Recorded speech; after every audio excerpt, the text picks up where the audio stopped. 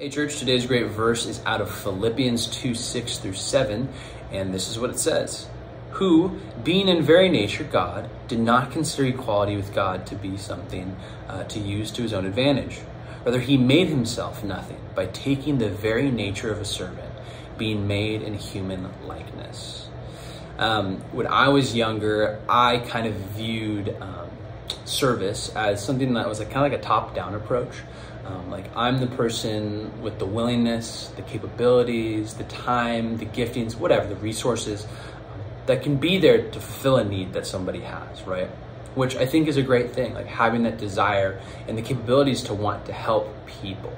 And it wasn't with the expectation of getting something in return, but I think when it came to my desire to help people, I think sometimes I was missing the same type of posture that Paul points out that Jesus has.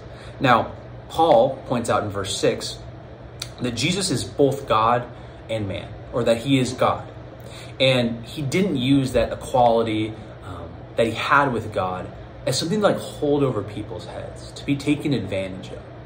But rather in verse 7, he says he made himself nothing by taking on the nature of a servant, being made in human likeness. So we see that Jesus is both God and both man.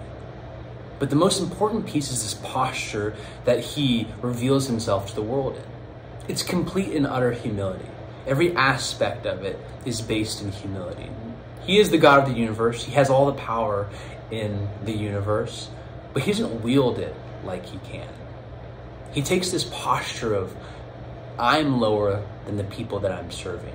I mean, for goodness sakes, he dies on the cross for us, right?